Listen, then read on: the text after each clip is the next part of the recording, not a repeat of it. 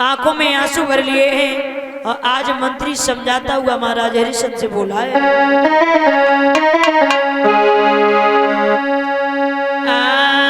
अरे तुम नीरबंसी हुई गए अब दुनिया में।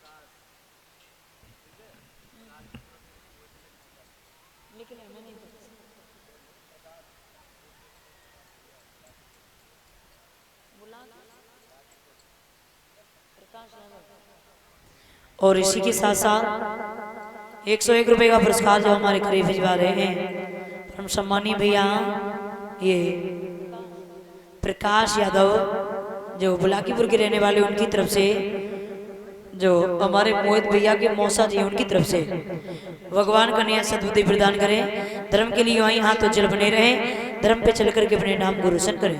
बोलिए गोविंद भगवान की। महाराज हरिश्चंद्र ने मंत्री को समझाया, कहा है भैया सुत देना या ना देना और दे करके छीन लेना, ये सब परम पिता परमात्मा के अनुकंपा हुआ करती है। हो सकता है अगले जन्म में मैंने ऐसे खोटे कर्म किए हो जो भगवान ने इस जन्म में मुझे संतान नहीं दी है। ये तो अपने अपने कर्मों की कहती है। बड़ा बुरा लगा है। महाराज हरिश्चंद्र को लौट करके आए हैं और जिस समय लौट करके आए तो अपनी पत्नी तारा को बुलाया है।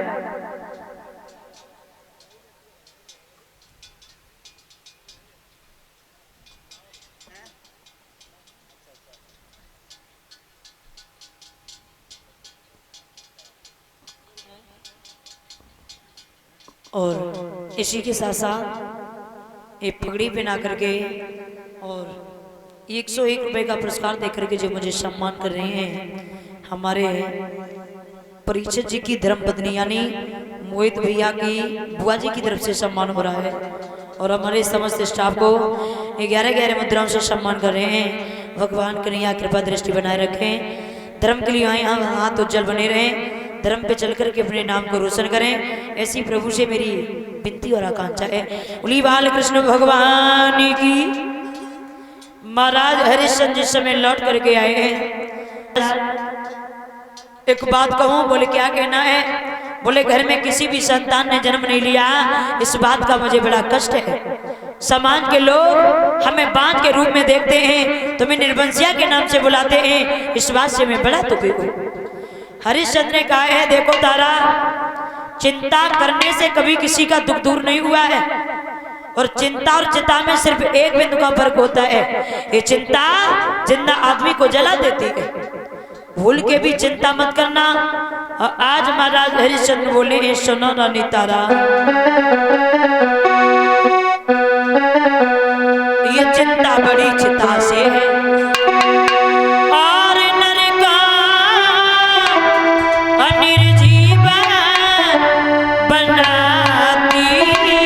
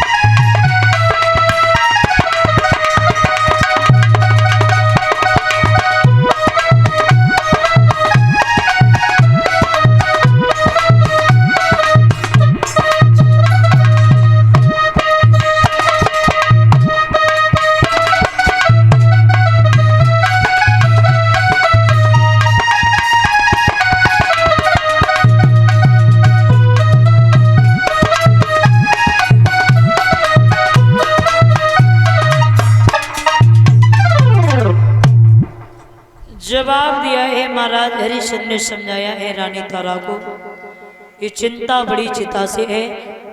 कहते हैं कि कभी जीवन में चिंता नहीं इंसान को करनी चाहिए। कहते हैं कि चिंता करे सो मिले बीमारी और चिंतन करे सो मिले बिहारी।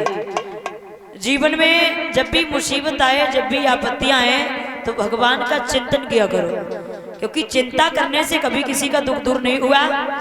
और ये तो अपने अपने कर्मों की खेती है, शुद्ध देना या ना देना। अरे हो सकता है कि मेरे नसीब में पुत्र लिखे ही ना हो। तारा ने कहा, है महाराज एक बात कहूँ, हाँ मैं सोच रही हूँ कि भगवान पुत्र दे देता, चाहे होकर के बेशक मर जाता। हरिश्चंद्र ने कहा, अरे तारा ये तो मैं भी सोच रहा हूँ, भगवान संतान दे देता, अरे ये निर्वंशिया का नाम दूर हो जाता, जो संतान को बिल्कुल ले लेता, मुझे कोई मुसीबत नहीं। ये दर्द भरी पुकार वरुण देवता के कानों में पड़ी तो वरुण देवता प्रकट हुए और कहा, है महाराज हरिश्चंद्र क्या कह रहे हो कि संतान पैदा हो जाए, चाहे होकर के बेशक मर जाए, कोई बात नहीं, जाओ मेरा आशीर्वाद है कि तुम्हारे संतान पैदा हो। इतना कहकर के वरुण देवता अंतर ध्यान हुए। धीरे धीरे समय गुजरा तो क्या देखा है, 9 महीने बाद रानी तारा के उधर से बड़े सुंदर से बालक का जन्म हुआ। नामकरण संस्कार करवाया तो बेटे का नाम आज रोहितास रखवा दिया और बाल अवस्था में ही मैया ने अपने बालक को घर से निकाल दिया था और कह दिया कि इस बालक को लेकर के दूर चली जाना और भूल के भी मत आना, क्योंकि हमारे महाराज ये वचन दे चुके हैं और इस बच्चे को महाराज वरुण देवता के यज्ञ में चढ़ा देंगे। दासी को भेज दिया। अब वरुण देवता को पता चला कि हरिश्चंद्र के घर में संतान पैदा हो गई। प्रकट हुए, जवाब दिया, कहिए महाराज हरिश्चंद्र संतान तो पैदा हो गई, अब बच्चे की बलि दीजिए। बोले फिर आ गए तुम? बोले ये हमने कब कहा था कि बलि इतनी जल्दी? बोले क्या कहा था? बोले हमने ये कहा था कि बालक पैदा होने के बाद कम से कम दूध के दांत तो निकल आए, उसके बाद बलि देंगे। बोले कोई बात नहीं, मैं जा रहा हूं। चले गए, पुनः आए हैं, जवाब दिया दूध के दांत तो निकल आए हैं, अब बलि क्यों ना दे रहे हो? जवाब दिया तुम फिर आ गए, हमने ये कब कहा था? एक बार हो, 2 बार हो। बोले फिर क्या कहा था? बोले हमने ये कहा था कि बच्चे के दूध के दांत निकलने के बाद जब वो उखड़ जाए, जब नए दांत निकले, उसके बाद बलि देंगे। एक बार नहीं, 2 बार नहीं, बल्कि महाराज हरिश्चंद्र ने अपने जीवन में 3 बार झूठ बोला। अंत में वरुण देवता को बड़ा क्रोध आया। वरुण देवता और हरिश्चंद्र में घमासान युद्ध हुआ। श्राप दे दिया, आज महाराज हरिश्चंद्र को जलंधर रोग ने घेर लिया है। रोहितास को पता चला कि मेरे खातिर हमारे पिताजी घर में दुखों का सामना कर रहे हैं, तो ऐसी औलाद को तो मर जाना चाहिए। विश्वामित्र के जो भांजे लगते थे उनके पास पहुंचे और कहा है कि हमने सुना है कि तुम्हारे घर में 3 बेटा है, तो उन बेटों में से एक बेटा हमें दे दो, उस बच्चे के बदले में हम आपको 100 गाय दान कर देंगे। तो बड़ा वाला बालक मां ने ले लिया, छोटा वाला पिता ने ले लिया, अब बीच का बालक पूछा, कहा है रोहितास भैया संसार में मेरा कोई नहीं है, एक प्रभु के सिवा आज ना तो मेरी माँ है और ना ही मेरा पिता है। और एक बात याद रखना भैया, वैसे कहते हैं कि माँ बाप अत्यधिक प्रेम करते हैं तो चाहे तो बड़े लड़का से करें, चाहे सबसे छोटे वाले से करें, और बीच वाला तो बेचारा पिसता रहता है।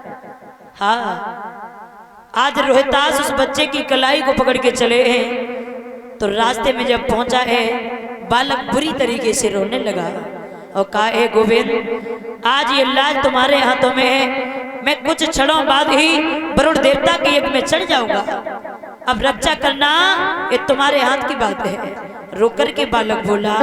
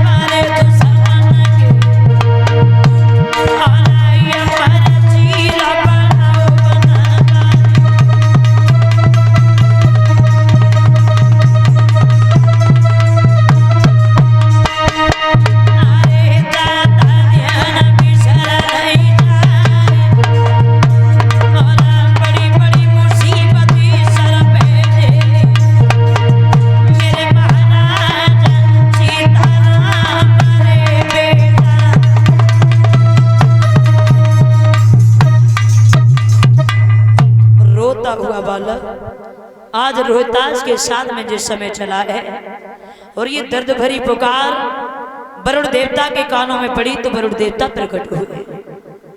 हरिश्चंद्र को समझाया, कहा है महाराज हरिश्चंद्र, आज हमने जान लिया कि तू कितना बड़ा पापी राजा है। क्यों? बोले अपने बच्चे की तो दूसरे के बच्चे की बलि देने के लिए जा रहा है, जरा भी शर्म नहीं आई?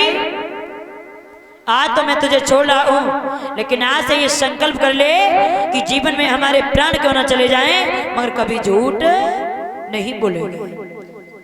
हरिश्चंद्र ने कहा है, गुरुदेव जो भूल हो गई है उसकी मैं क्षमा चाह रहा हूं, और आज से ये हमारा संकल्प नहीं बल्कि दृढ़ संकल्प है कि जीवन में हमारे प्राण क्यों न चले जाएं, मगर कभी झूठ नहीं बोलेंगे। यही से महाराज हरिश्चंद्र का नाम सत्यवादी राजा हरिश्चंद्र पड़ जाता है। अब आइए देखते हैं महाराज हरिश्चंद्र कैसे राजा हुए। अब तो पुत्र भी आंगन में है, पत्नी भी आंगन में है, कल कुशल से अपने राज्य को चला रहे हैं। चारों तरफ इनकी इस कीर्ति की ध्वजा फहरा रही है। इतने बड़े दानी राजा हुए कि एक बार विश्वामित्र और वशिष्ठ जी में कुछ चर्चाएं चल रही थी। तो वशिष्ठ जी ने विश्वामित्र से कहा है, विश्वामित्र एक मेरा शिष्य है जिसका नाम है हरिश्चंद्र। बोले कहना क्या चाहते हो? बोले कहना ये चाहते हैं कि बहुत बड़ा दानी राजा है। बोले अपने मुंह से और अपने शिष्य की प्रशंसा करना, कोई दूसरा कहे तो सुन भी लो। आपको पता है कि जब सावन और भादों के दिन आते हैं तो छोटी छोटी नदियां और तालाब भी उफान भर लेते हैं। तुम्हें अपने शिष्य पर घमंड है तो आप त्रिवाचा के साथ कहो हम जाकर के तुम्हारे शिष्य हरिश्चंद्र की परीक्षा ले लो। विश्वामित्र ने जैसे ही कहा तो वशिष्ठ जी ने जवाब दिया है, देखो विश्वामित्र, अगर मुझे घमंड है, अभिमान है, तो अभिमान के साथ हम ये भी संकेत कर रहे हैं तुम चले जाओ, जाकर के हरिश्चंद्र की परीक्षा ले लो जाकर। जैसे ही इतने शब्द सुने हैं तो पल की देर नहीं की, आज महाराज हरिश्चंद्र की बगिया में प्रस्थान करते हैं। चलिए विश्वामित्र शुगर का रूप धारण किया और बगीचे को तहस नहस कर दिया है।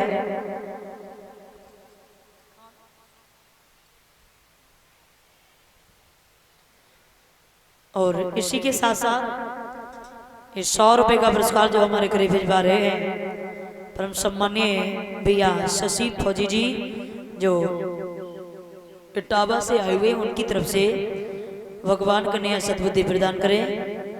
धर्म के लिए यहाँ तो जल बने रहें, धर्म पे चल करके अपने नाम को रोशन करें। बोलिए गोविंद भगवान की। आज महाराज हरिश्चंद्र की बगीचे में जैसे ही प्रस्थान किया है, बगीचे को तहस नहस किया। माली ने देखा तो माली वहां से भाग दिया है। जाकर के महाराज हरिश्चंद्र के पास पहुंचा और कहा है महाराज आज तो गजब हो गया। अरे क्या हो गया, पूरी बात क्यों नहीं बताता? बोले महाराज बगीचा उजाड़ दिया। अरे किसने बगीचा उजाड़ दिया? आंखों में आंसू लेकर के आज माली समझाता हुआ बोला है और कहा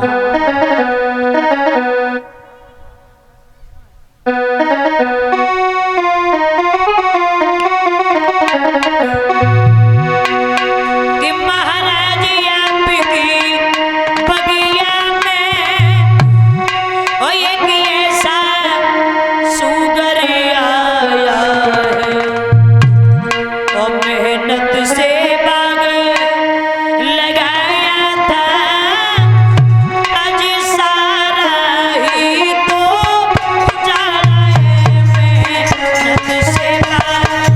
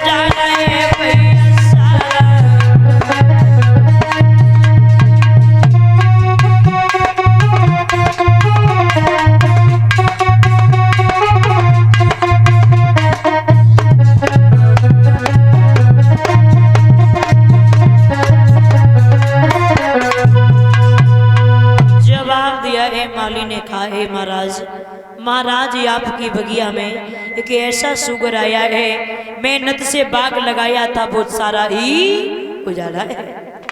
ऐसा सुगर आया, कितनी मेहनत से मैंने बगीचे को सींचा था, लेकिन बगीचे को आज देखते हैं तो मुझे रोना आता है। कहना क्या चाहते हो?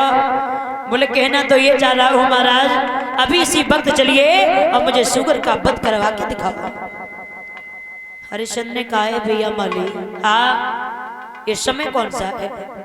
बोले समय तो ना तो दिन है ना तो रात है। बोले फिर कौन सा है? बोले समय तो संध्या का होने वाला है। तो हरिश्चंद्र ने माली को समझाया, कहा है भैया संध्या के समय किसी को दुख पहुंचाना, किसी की आत्मा को कष्ट पहुंचाना ये राजाओं का नियम नहीं होता है। और अभी नहीं, सवेरा होगा मैं बगीचे को गिरवा करके शुगर का वध अवश्य करवा देंगे। और आज हरिश्चंद्र समझाते हुए बोले, सुना अरे संध्या को समय और दुख की मत दीजिए रे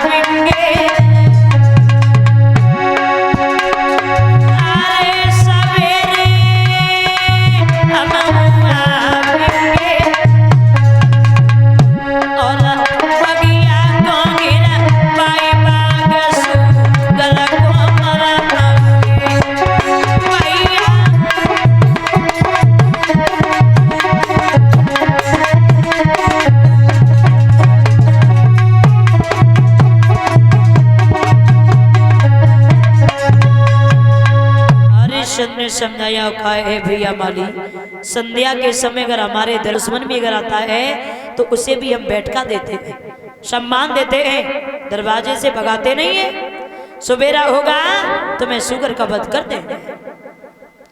रात भर बसेरा किया, सुबेरा हुआ तो महाराज हरिश्चंद्र ने अपनी फौज को सजा लिया है। आदेश कर दिया जिस किसी के पास से होकर के शुगर निकल गया तो उसे मैं जीवित नहीं छोड़ूंगा। चले हैं, चारों तरफ से बगीचे को घेर लिया।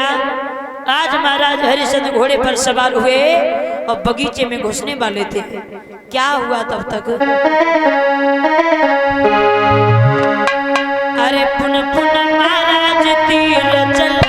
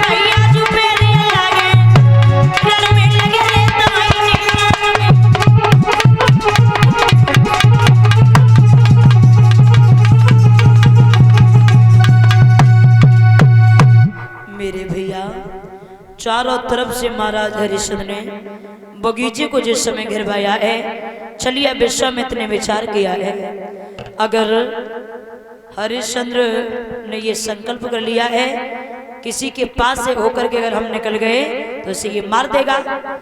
तो आज चलिए विश्वामित्र ने क्या किया, बल्कि देर नहीं की, जहां महाराज हरिश्चंद्र खड़े थे वहीं से जाकर के आज हरिश्चंद्र के बिल्कुल पास से होकर के निकल जाते हैं।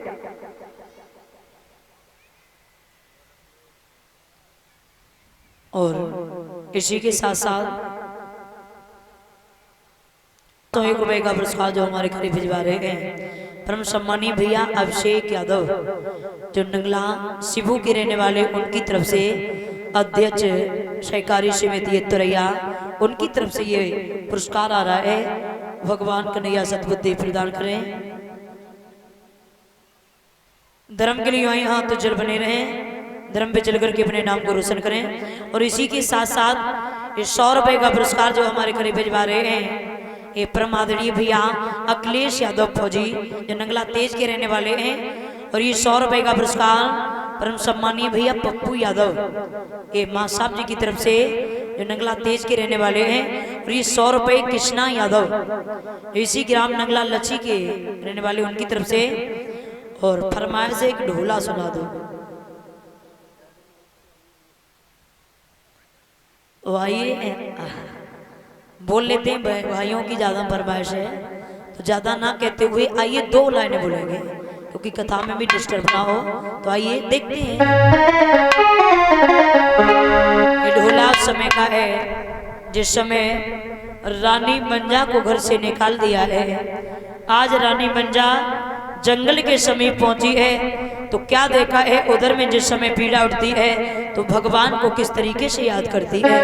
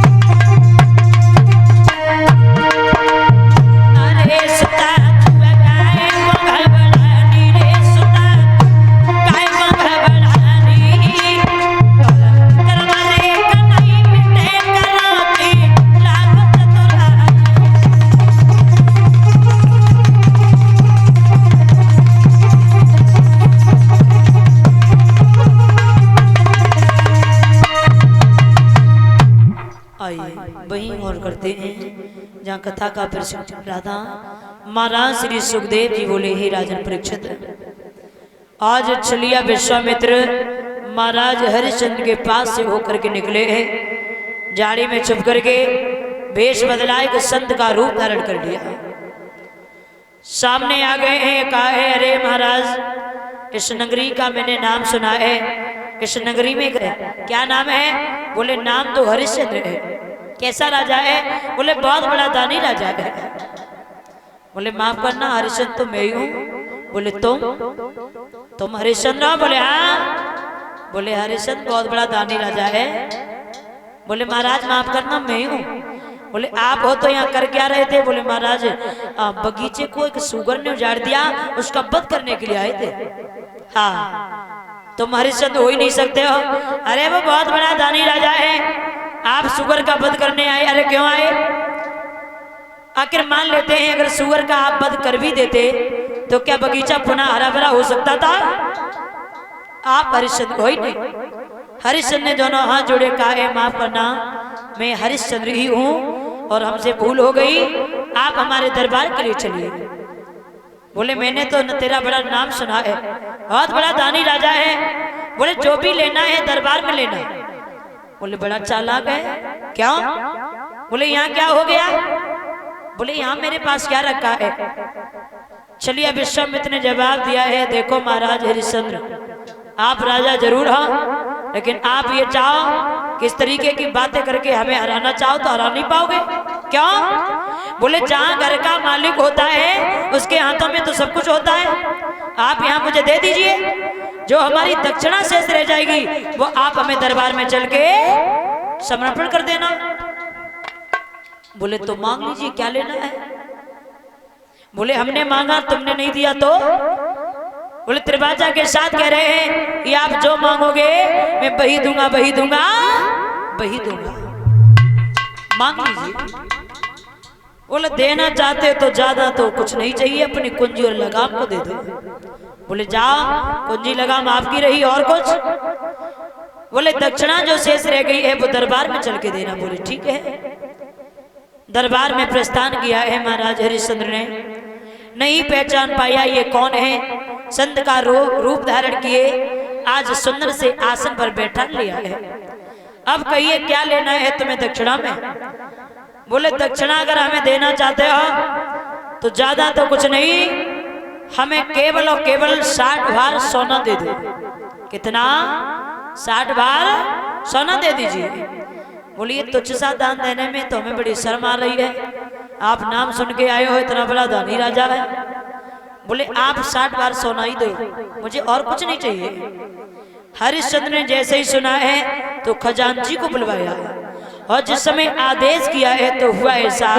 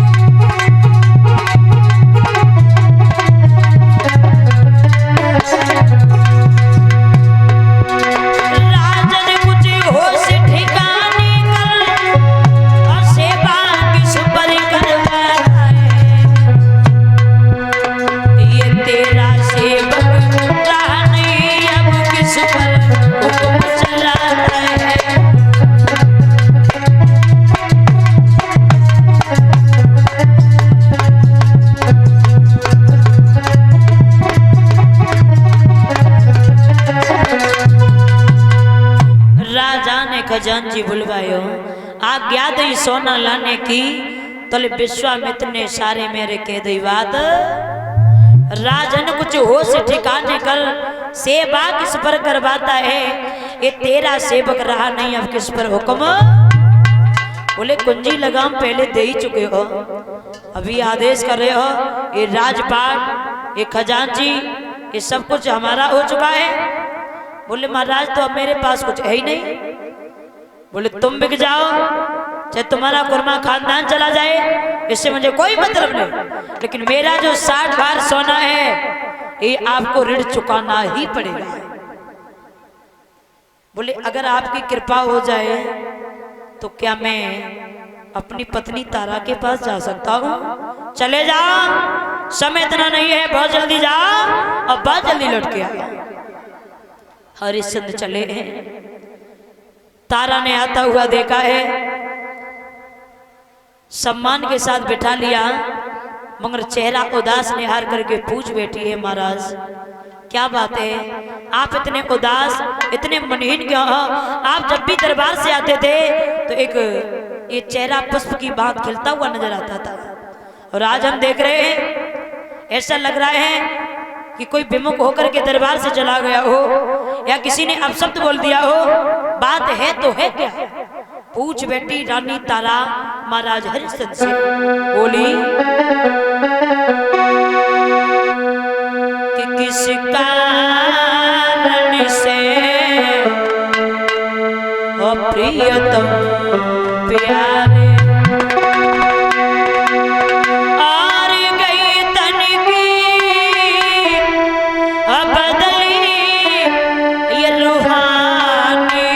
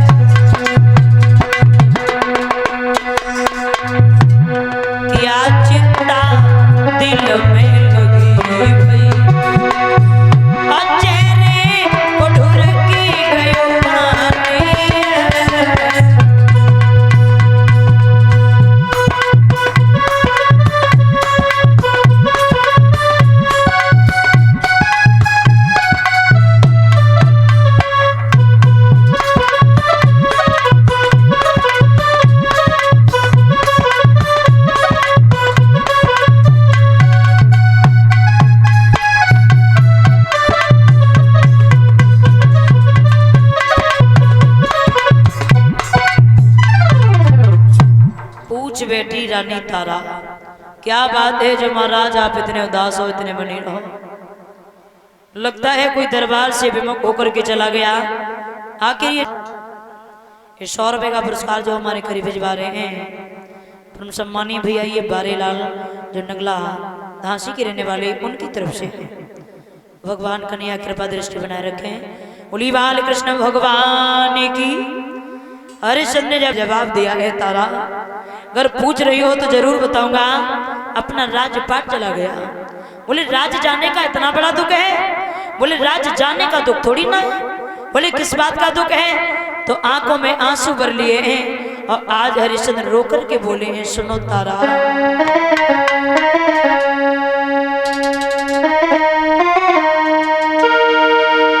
कि अरे गयो तेरा बाचा में गोली आने,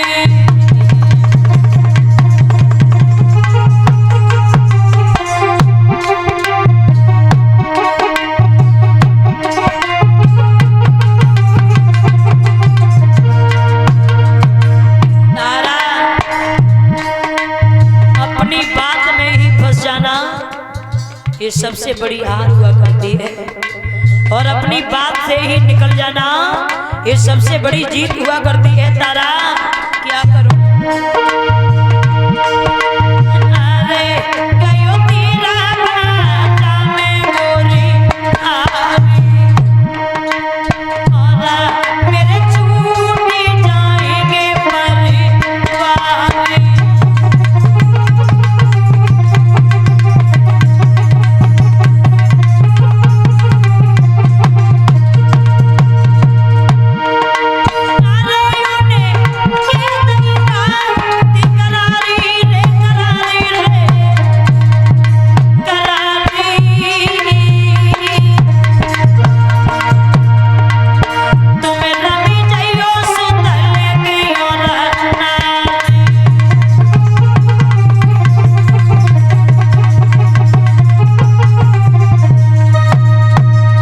हरिश्चंद्र ने जवाब दिया तारा, एक संत जी ने आकर के अपना राजपाट ले लिया।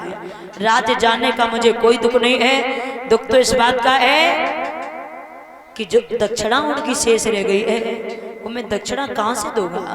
तारा ने कहा है अरे महाराज मैं आपकी पत्नी तारा, आप हमारे महाराज, एक नन्हा सा बालक रोहितास, हम 3 प्राणी हैं, जाकर के कह दो हम बिकने के लिए तैयार हैं और बेच करके जो भी आपको धन मिले वो अपना स्वीकार कर लो। हरिश्चंद्र ने सुना, पैरों तलक की जमीन धसक गई। जवाब दिया क्या कह रहे हो, क्या कह रही हो रानी तारा। आज समझ में आया बलवानों का अगर सम्मान है तो तुम जैसी पतिव्रता स्त्रियों से है। मेरे लिए आप बिकने के लिए तैयार हो गई। धन्य रानी तारा, और हकीकत में बड़ी पतिव्रता स्त्री थी, याद रखना।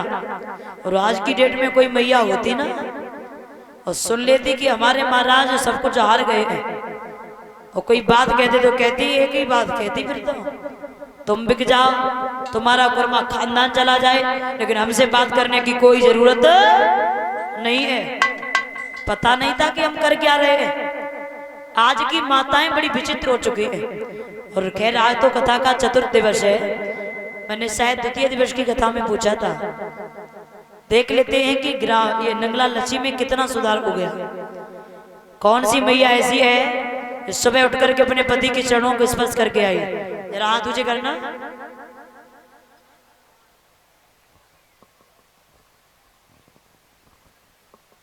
जीते रहो से रहो।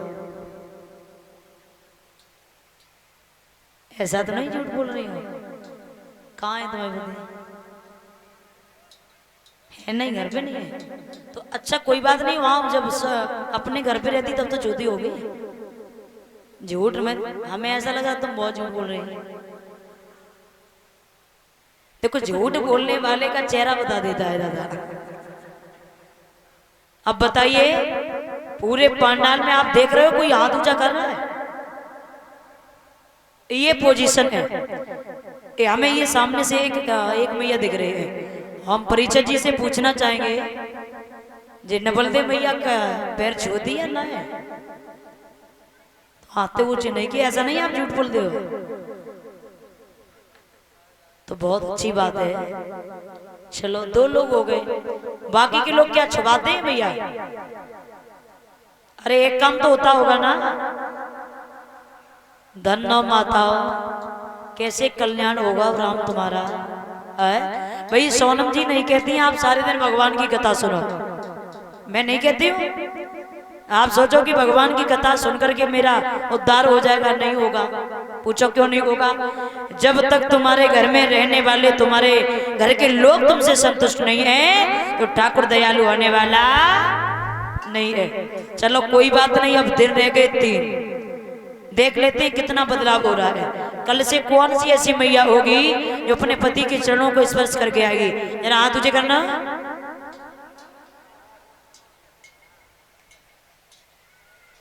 अरे राम बचाए तुम्हें, बड़ी बेकार पोजीशन है दादा। बताओ कैसे कल्याण होगा तुम्हारा? ये वही भारत देश है जो विदेशियों ने सोने की चिड़िया की नाम की उपाधि दी थी, लेकिन हमारे हिंदुस्तान आज जब हम तुझे देखते हैं तो मुझे रोना आता है। ये भारत देश हमेशा शाम पे मरता रहा। लेकिन आज देखो तो कितना बदलाव हो चुका है। इस भारत देश को आजाद कराने के लिए एक नहीं अनेक बड़े बड़े बहादुर फांसी पर झूल गए, जान को नहीं समझा। और आज की डेट में देखा जाए तो वो तो देश के पीछे मरे थे, अब लोग अपने घर के पीछे नहीं मरना चाहते। कितना अंतर हो गया है। हमारे गुरुदेव बताया करते थे कि भारत शान पे मरो है और इज्जत न गई थी भारत देश की।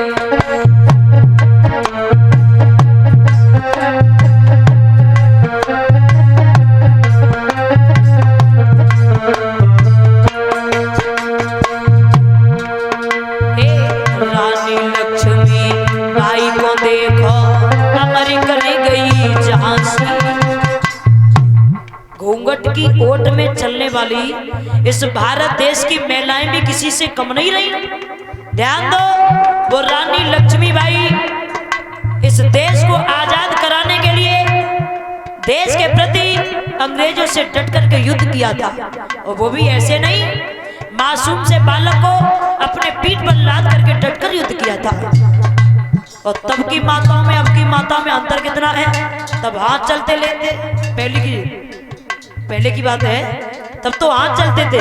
और अब इनका मुंह जिंदा है, जितना मुंह चलवा पाओ मुंह बहुत चलता है। लिखा है रानी लक्ष्मी बाई को देखो अमर करी गई झांसी।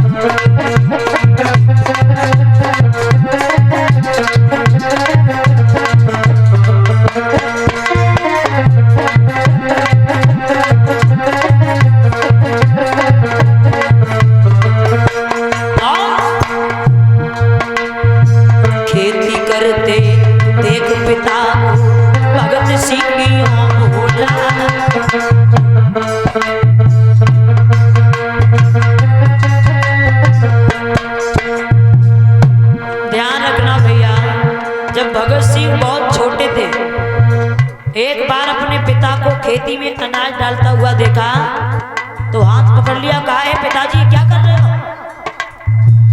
बोले क्या कर रहे हैं? ये अनाज डाल रहे हैं जिससे तेरा पेट भरेगा। बोले नहीं, मुझे पेट भरने की परवाह नहीं है, मुझे देश की परवाह है। इन खेतों में अनाज नहीं, सुना खेती करते एक पिता को भगत सिंह भूला। और मक्का बाजरा कोई मत भइयो बाबा के बोला। मक्का बाजरा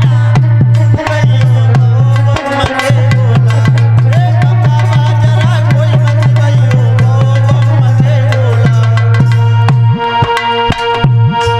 एक कौन से अन्याय है जो जय हो इस भारत माने सहे नहीं।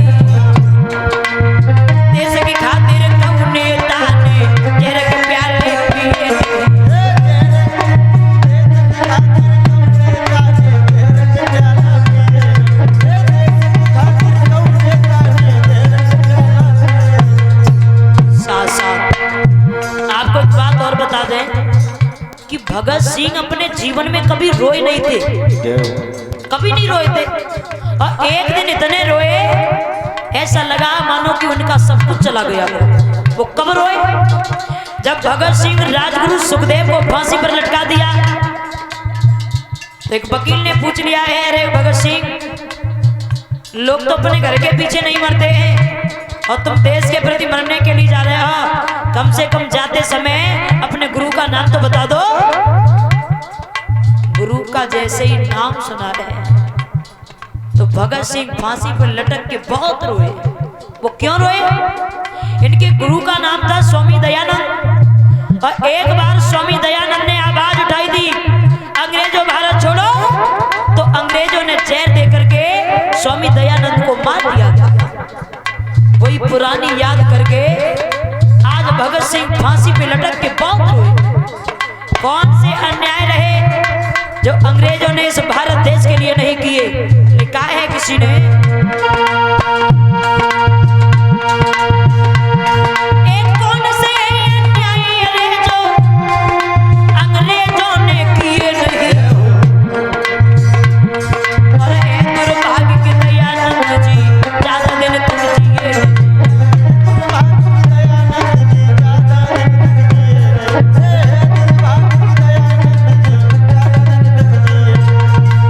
याद रखना भाई, वो ही भारत देश है। इस भारत देश को आजाद कराने के लिए कोई ज्यादा समय नहीं हुआ है। याद रखना, कलयुग को आए हुए कोई ज्यादा समय नहीं हुआ है। आज स्थिति वो सामने आ रही है कि हकीकत में कलयुग ने अपना पूरा पंजा रख लिया है। स्थिति इतनी ही चेंज रही, पहले जब हम कोई वस्तु लेने के लिए जाते थे तो तकरी और बांट हुआ करता था, और अब क्या है, मॉडल जमाना है, इलेक्ट्रॉनिक काटा है, ना एक सूद कम ना एक सूद ज्यादा। क्योंकि एक कवि कल्पना कर रहा है और बड़ा ही सुंदर वर्णन किया है।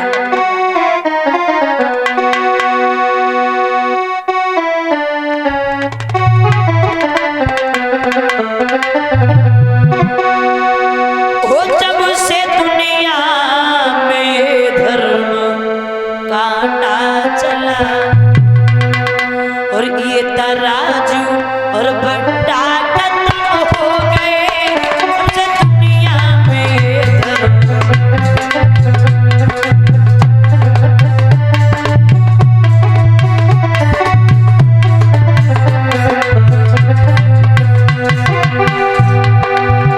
जब से दुनिया में ये धर्म काटा चला, ये तराजू और बट्टा खत्म हो गए, ये तराजू और बट्टा खत्म हो गए।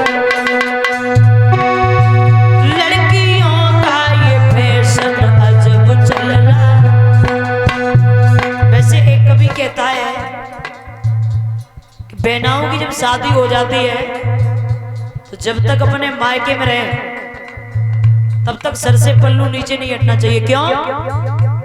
भैया की उम्र कम होती है और ससुराल में पति की उम्र कम होती है। और आज का मॉडल जमाना है, भैया मर जाए चाहे कसम मर जाए, इन्हें किसी की परवाह नहीं है। मुझे तो जमाने के हिसाब से चल रहा है। लिखा है, ओ लड़कियों का ये फैशन अजब चल रहा, इनके सर का दुपट्टा खत्म हो गया।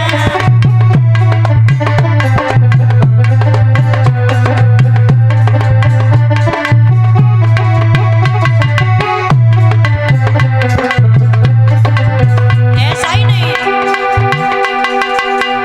लड़कियों का ये फैशन अजब चल रहा, इनके सर का दुपट्टा खत्म हो गया।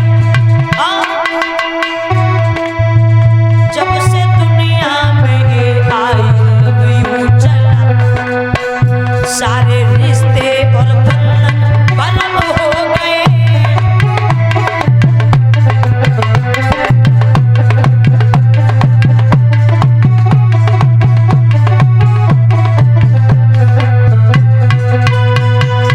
बड़ा ही बदलाव हो चुका है हमारे इस भारत देश में। वहीं आ जाइए जहाँ कथा का प्रसंग चल रहा था। रानी तारा ने जवाब दिया, ए महाराज क्या बात है, उनसे जाकर के कह दो कि हम 3 प्राणी बिकने के लिए तैयार हैं, वो हमें ले चले। हरिश्चंद्र ने जवाब दिया, धन और रानी तारा, धन और तारा।